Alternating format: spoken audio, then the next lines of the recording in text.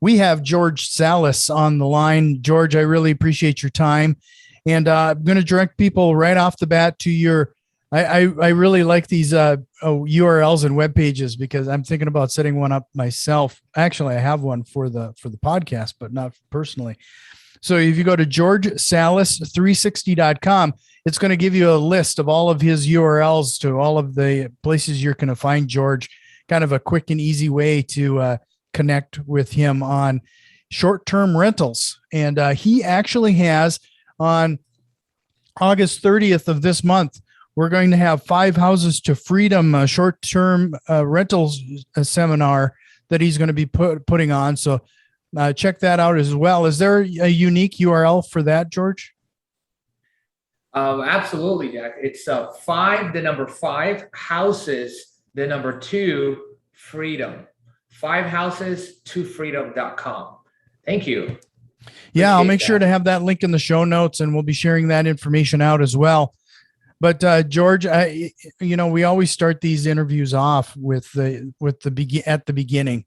Like, how did you get into real estate investing? That's usually a good place to start.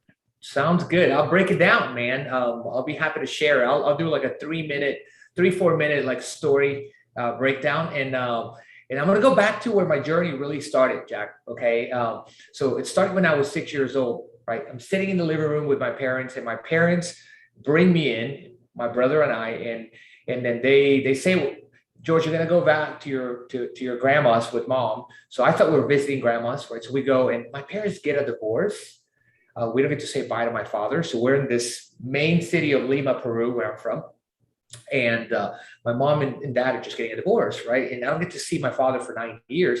And he comes back into my life at the age of 15. I live in this small little town, and in those 9 years, we were very poor, and I lived in an adobe house, about a 2,000 square feet adobe house, maybe 1,500, but the walls were only 1,500, right? And it had rooms that were made out of adobe, and then half of the house melted. So we were very, very poor. So me, my brother, and my mom, we stayed in one room, and my grandma was in another room, and then the other room was divided into a living room. It's very, very, very, very different than what we're used to here today. So then from there, I moved here, and this is right in 2000. I was 15 years old. I didn't get to say bye to my father again because, my mom and my father were just kind of going at it at the moment. And, so things didn't work out. And then that's when I was able to really, see what I could do. Coming here to the United States was, just one of the best things that ever happened to me. So from there, until the age of 22, I actually got into the nightlife, right? So I started real estate a few years after that. I did the nightlife for about 8-9 years, and then in that realm, I was an event producer and event promoter. So I've done like 3,000 person events for many, many years, right? So here all over Houston. So towards the end of that 8 to 10 year journey, I invested into a nightclub. And I put about 400 grand, right? And we built this brand new spot from the ground up, and it was my dream. I thought I was the top of the world, right? And all of a sudden, a year and a half later, the partner I got into business with, he ran the place to the ground. And then, I'm sitting here after that, and I'm just like, what did I do wrong? And it's like, this guy, I was angry, right? I was mad because I lost everything that I ever saved for 7 years. But then I realized that it was my fault because I didn't do enough research. I didn't, understand what it was to own real estate, because we actually built the whole entire place in a lease, which was crazy, So from then, there's a couple days after the club gets shut down. So it's a $1.3 million nightclub, right? And I'm sitting there in the bathroom of my apartment at the time, and I'm crying. Yeah, I'm sitting and I can't breathe because, my nose is stuck up. I can't, my eyes are all puffy. And then all of a sudden I get a phone call from my good friend, Brent. And then he goes, George, I need you to come to my flip right now. So I go there, he's at a flip, and then we sit there for 3 hours. This is a friend of mine here in Houston, and we have 10, 15 people there. And he's just grinding on us like, You need to do this, you need to do that. This is the opportunity here. He's showing us. I'm recording the whole entire thing, right, in my phone. When I get out of there, I have an inspiration, so many ahas, and then I just make a decision, right? I say I can't do this anymore. I'm not going to stay in this realm of negativity with my losses and cry over them over the next years. I'm going to get up harder than I fell and then go conquer something. So I decided to enter real estate. So for the next few months, I truly dedicated myself to learning, going to seminars, buying courses, reading books, listening to books mostly, Audible. And 4 months later, I got my first flip, right? I started flipping, and I borrowed every penny for that flip. And a few months later after that, I got a second flip. And then the first flip closed, I made $46,000. And then I figured out what wholesaling was. I had already like 4 or 5 flips happening. And this is all with me figuring out what real estate is, that I wanted to really, truly build a business that would give you the freedom, and calling my resources and connections from the past. I have no money. I had like $1,000 in my pocket. I went back to promoting after my nightclub closed out. But when I was finding out about the deals and I was doing deals and I figured out what wholesaling was, I was all in, right? So I made $62,000 in my first month of wholesaling while I was having the flips. So I took some of that money, put it into short-term rentals. By the end of that year, I had already flipped a few properties. That first year, in between my short-term rentals and all my real estate, I brought in about 300 grand. 120 of that was in 4 months from my short-term rentals, right? And the short-term rental gain came about from wholesaling, right? I was like, I don't want to wait forever on my cash, because when you're just getting started, that's very tough, right? You need cash flow to kind of keep things going. So I had already quit my job, right? And I was flipping and wholesaling.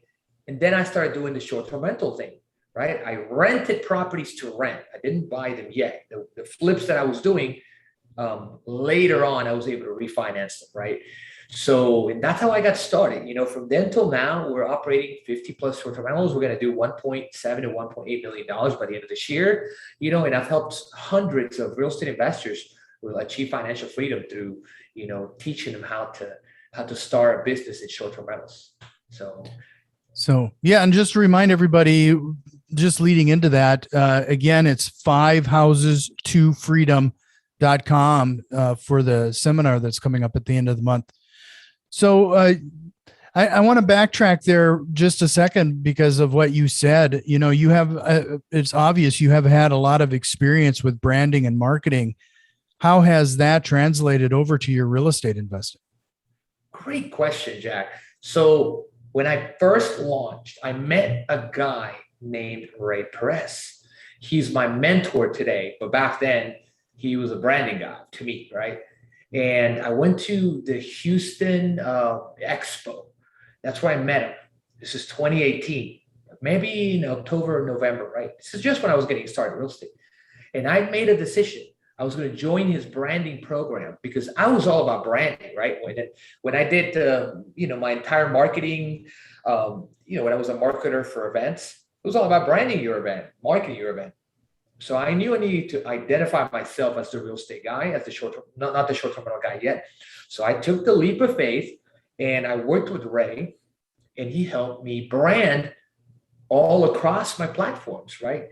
And he made me look omnipresent. So I created lots of, videos and, just looked uniform, created a unique selling proposition, a title for myself. So even though I was just getting started, I was branded from day one.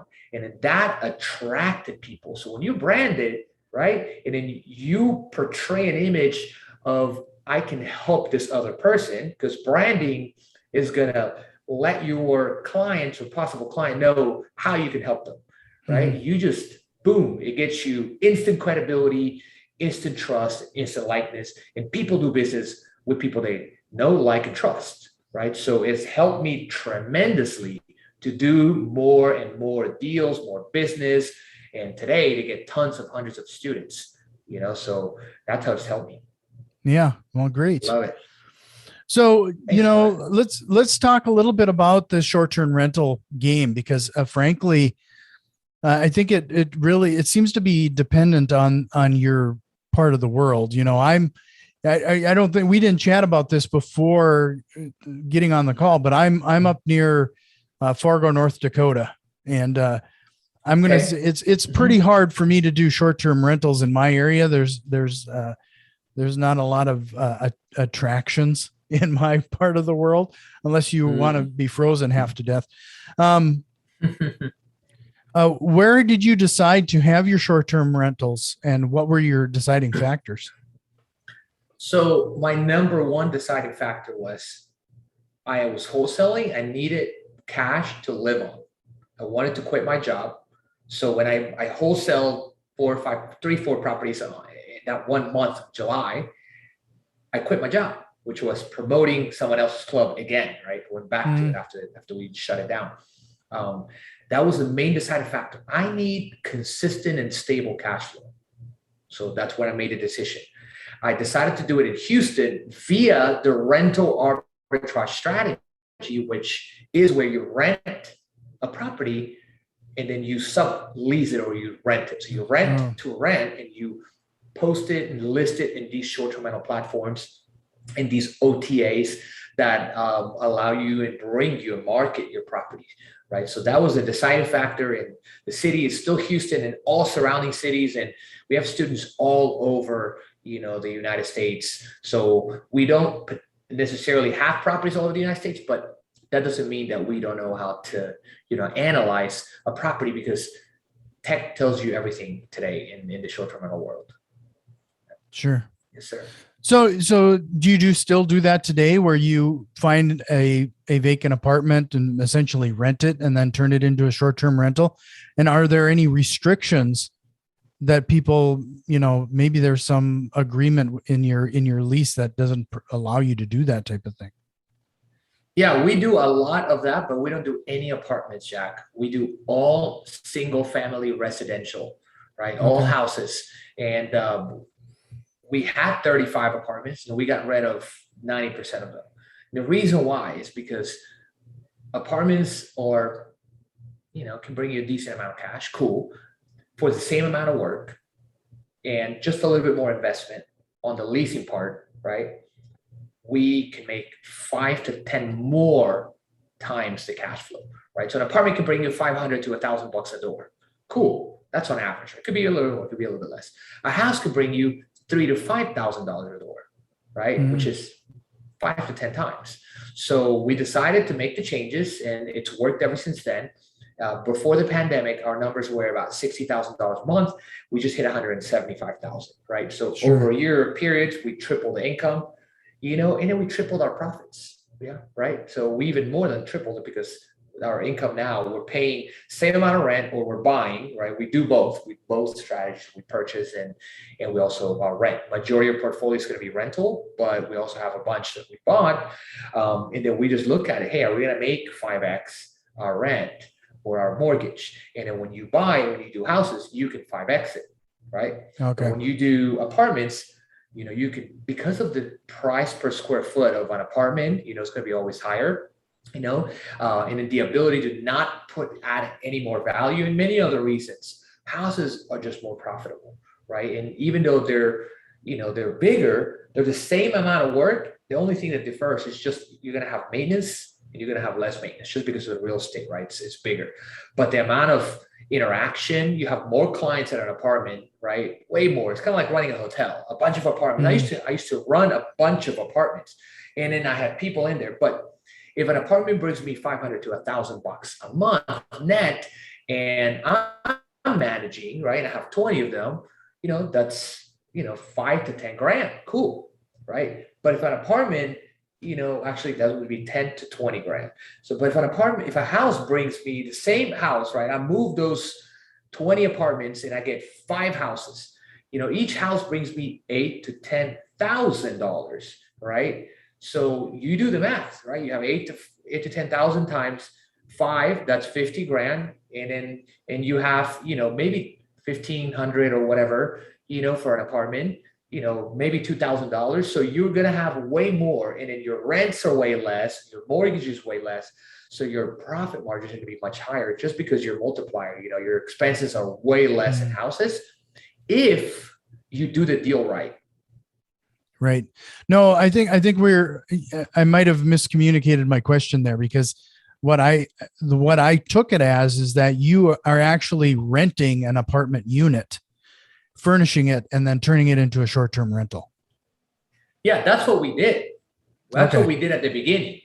Today, we're not. We're renting houses and we're buying houses, right? It's tougher to buy an apartment complex and do short-term rentals, at least from my point of view. Yep. No, and I wasn't even talking about buying the apartment complex. I'm just talking about finding a vacant apartment, renting that vacant apartment from somebody, and then doing this Airbnb thing. Yeah, we did that a bunch. Right? Oh, okay. And that's kind of a clever way to handle it, especially if you don't have a lot of money up front. You could possibly target an area, find a landlord that would be agreeable for you to do that type of thing, and then essentially just rent the apartment instead of. It kind of reduces the outlay of cash that you might need to get into this. Absolutely. You can do that. And as a starter, it's a great way to get started, to launch. I definitely recommend it. And if you have a little bit more cash, just do it with a house, because it'll bring you some more profits. But if you're just getting launched, getting started, you need some cash flow, want to get your feet wet. Yeah, an apartment is great. It's easier to rent than a house, and there are more of them. Sure. So when you're in an area, then when you focus on a specific area or city, are there certain attractions that you try to stay towards, like or have your rentals near? Like how do people decide where in their community they would be best served having an Airbnb? So the way that Airbnb provides, works with a guest or a potential guest, providing them with the choices. The algorithm of Airbnb gives people choices based on not their location mostly, unless there are a bunch of properties there, but mostly based on the type of property. So now if you're renting an apartment, there's so many of them, right? But if you're renting a house, Airbnb will give you the choice of the house. So when we make a decision, it's more based on the property and following the pillars that we're going to put into that project that I teach, rather than, hey, let me just be next to downtown. Because now the reason for that is because we do in-city median luxury houses. We're not on the vacation rental outside on the beach, right? Not saying that we're not going to be in one day near. I love that strategy. We're not doing mountain, we're doing in your city, in surrounding cities, right? Mm-hmm. So now if you go to, like, for example, here in Texas, you have Houston, and you have Tomball, you have Cypress, and then you have Conroe, the little small cities around. So we do Houston and we do all cities around. But then an hour later, you have Galveston, which is an island, right? Which people go on vacationing. That property, that project would be based on location, because we want to be right on the beach to make the most money. When it comes to in-city projects, we base it more on doing our market research to find the most profitable properties and taking advantage of those profitable properties by making them the most beautiful and most best performing houses within that niche. You understand? Sure. Yep. Yeah. No, that makes a lot of sense. So, here's another question, and this is probably best served for you since you have a lot of marketing and building that brand experience. I've heard that, on these platforms such as Airbnb, there's a lot of choices, and especially if you're brand new, how do you typically get started on that platform and start to get the reputation and the reviews?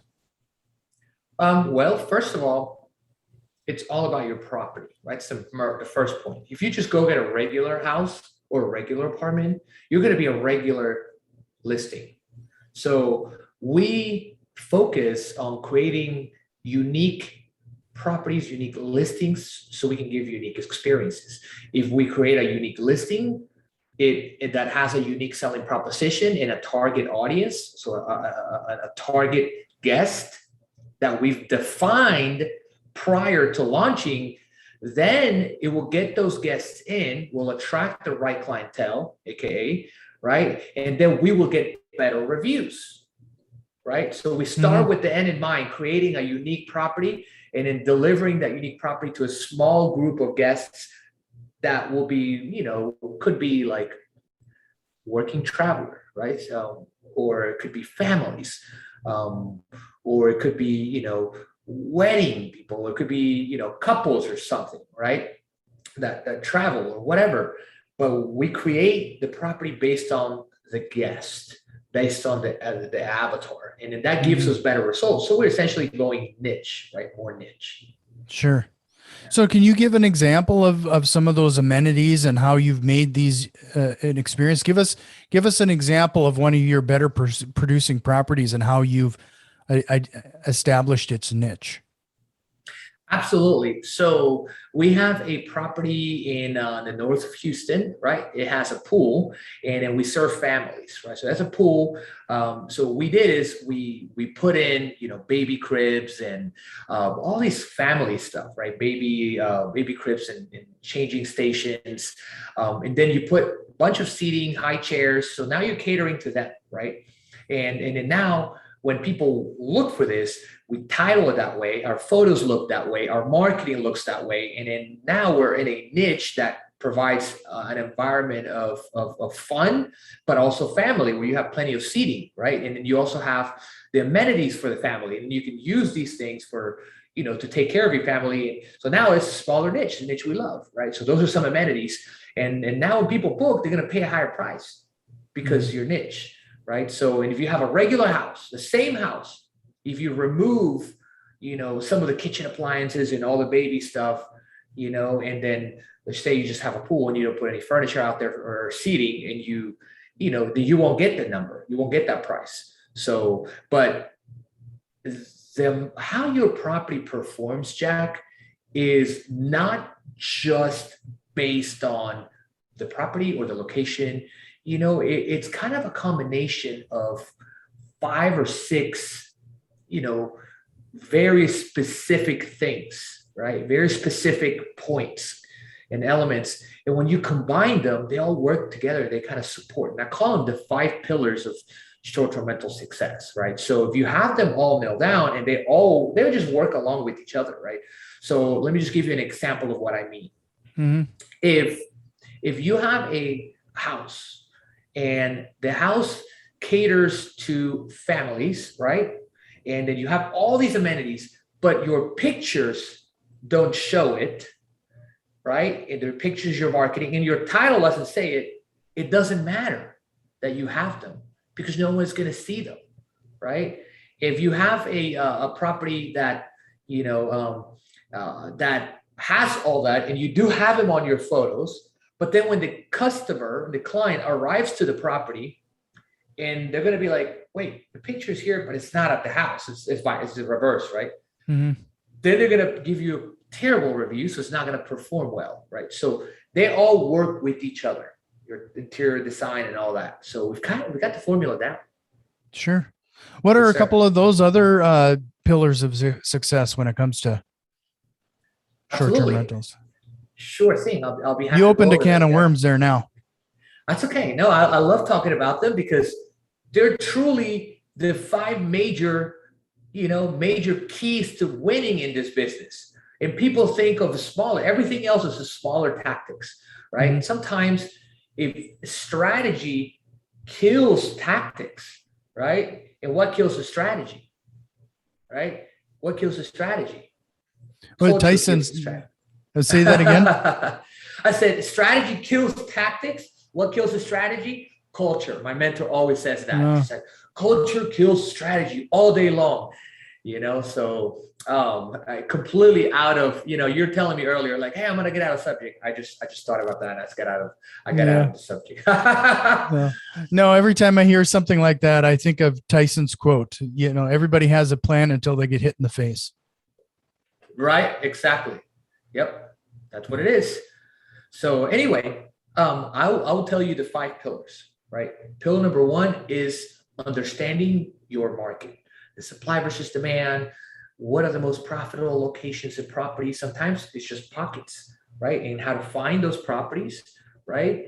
Then pillar number two is the property itself, the property and the structural amenities, right? What is the property coming with? Is it nice or renovated? Does it have a pool, hot tub, and these nice things, right? Then pillar number three is your interior design and then your amenities, right? Not structural amenities, and more your interior design, right? And what does it look like? What are the colors looking like? Hey, is it nice? Is it vibrant? Is it inviting? Does it have plenty of seating? How many people are you sleeping, right? With your amenities, how many people, how many beds do you have? What kind of seating are you providing? Pillar number four is your marketing. And within your marketing, you have your listing strategy, your booking strategy, and your pricing strategy. If you don't market your property correctly by creating a unique listing, and all that's backed by everything else you did prior, if you don't have the right pricing, it doesn't matter if you have a beautiful listing, you're not going to make the money you're looking for. And if you don't have the right booking strategy, a booking strategy would be, where am I listing these properties, and what is my available night strategy? How many nights am I going to list these for to get the revenue I want? Right? And then pillar number five is your guest experience. This is a review-based business, so we're in the hospitality. In today's world, everyone's looking at reviews, right? But reviews come and they get better based on the 4 other pillars. So if your other ones are not working, then your reviews are never going to go up, right? Your guest experience is never going to go up. And that's part of your operations. So if you don't set up the property correctly by doing the proper market research, by getting the right property, by setting up the interior design and right amenities, and by setting up your marketing correctly, you're not going to have good reviews. Or if you do, you're not going to make any money because you're giving it away, right? Does that kind of break down the picture? That was a great breakdown of what you need to do. Since we're all real estate investors, one of the things that does come to mind though is, have you found that some of those amenities that are like the best bang for the buck that some people might even overlook? Bets equals heads, and bets and heads equals money. That's probably one of the biggest ones that most people miss. And then kitchen appliances, not the major appliances, just your small appliances. I used to just want to save a bunch of money, in my first houses. So I would put, little blenders, like now we fully load a kitchen. What happens when you fully load a kitchen?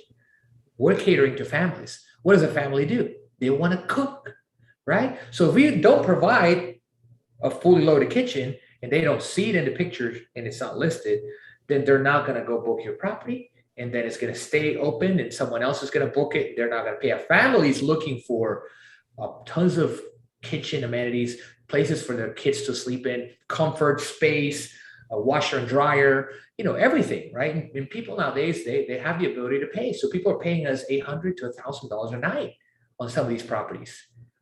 So yeah, man. So you briefly chatted about the return that you're experiencing with some of these rentals. And I know that there's going to be some days you're not going to be booked, fill those nights. How do they typically compare? Like, can you give me an example of this house in this area would have typically, if I held it as a rental, it would draw this much, and as an Airbnb, share your return on that? Absolutely. So let me give you an example of a normal, regular house. Just a mediocre house, a normal, just a good performer, and a superb, right? So let's just say you launch an Airbnb, you know nothing about it, you just kind of, put it together, and you're like, I just want to put it out there and see what happens, right? Mm-hmm. So you're going to launch I would say mediocre Airbnb because you don't know anything about it. You don't have the experience, right? You're not going to go over these pillars and be like, okay, checklist, right? So you're going to do, maybe $3,000 in revenue, right? Which gives you a 1,500 square foot house. If you launch this house or if I launch this house, the same regular house, right? There's nothing special about this house, then maybe I get $5,000. Okay. Now that's a regular house, 3,500, and then 5,000. If you go this, I'm just talking about a 13 to 1,500 square foot home in a neighborhood, nothing special, maybe 3 bedrooms, right? If you go 4 or 5 bedrooms, right, and it's nice, just renovated, right, and it has a really nice kitchen, it has a nice backyard, covered patio, right? Then you launch it, and then your rental comps are 2,500. Okay, your net margins, cash flow every month is like $500. If you put it on Airbnb, not knowing anything about it, not following any guidelines, I think you can make 5,000, right? Maybe 4 to 5,000 on that really nice 2,500 square foot home that has all these amenities. Your cash flow there would be like 2,000, right? Because you got to pay your mortgage and you got to pay cleaning and utilities, right? 1,500 to 2,000. If I go launch that same property and I apply everything, I would teach you, right? Then we would do 8,000 to 10,000. So now my margins are now, 5,000, 6,000. Okay.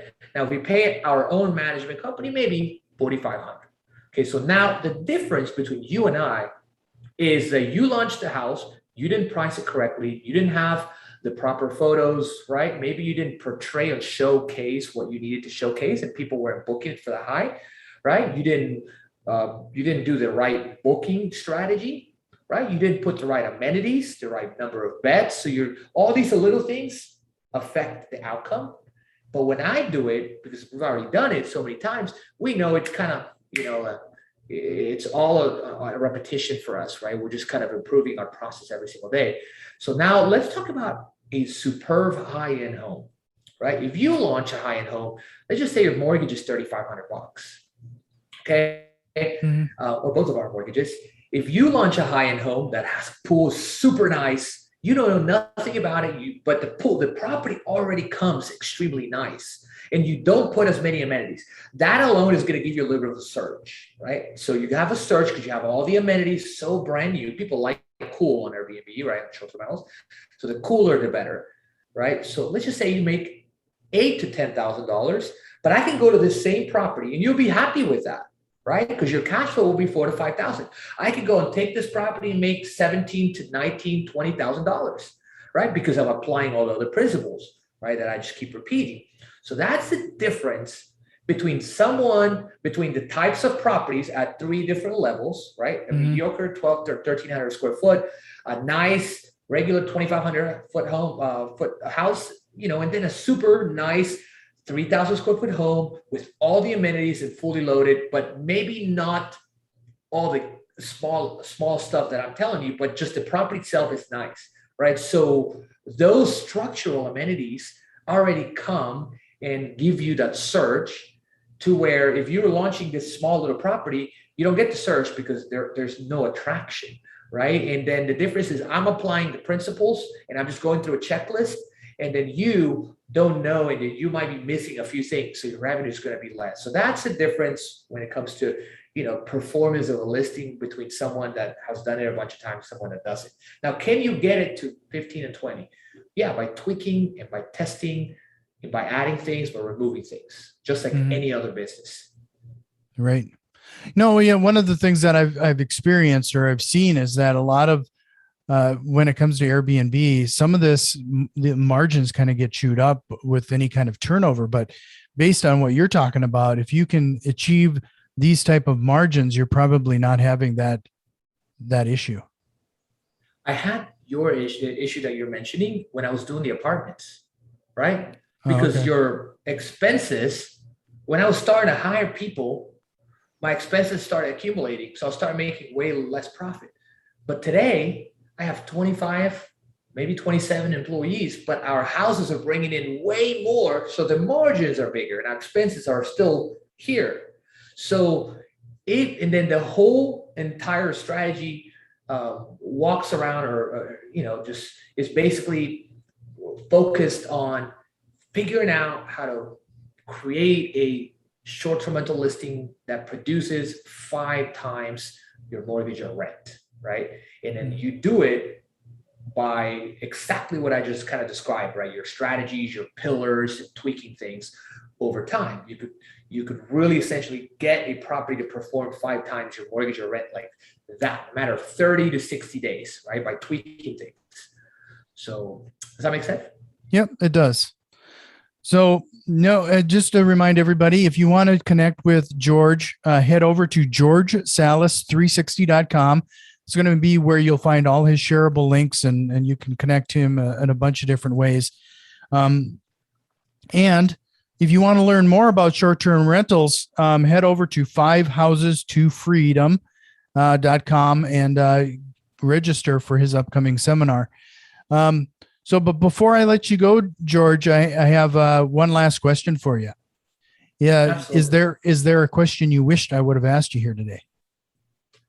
Oh wow! No one has ever asked me that question. You know,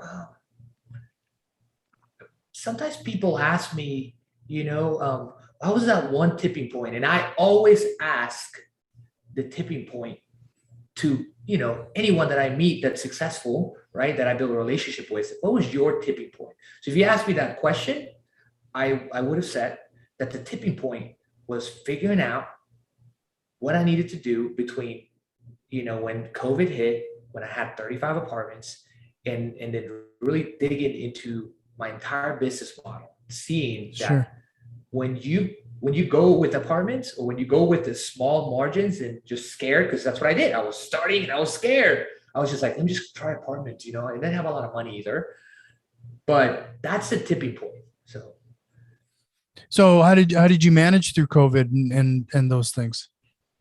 COVID hit us hard for the first 2 months, and then it hit us hard because we had all these apartments. That's how I switched my model, right? Okay. So from COVID, we were doing 60 grand a month with like 35 properties. That's less than 2,000 a door, which is pretty good in an investor's eyes. But when you have 4 people working on your team, and you have to pay cleaners, and you have an office, all those little small margins, there, become zero profit. So we lost quite a bit of money during COVID for the first 2 months.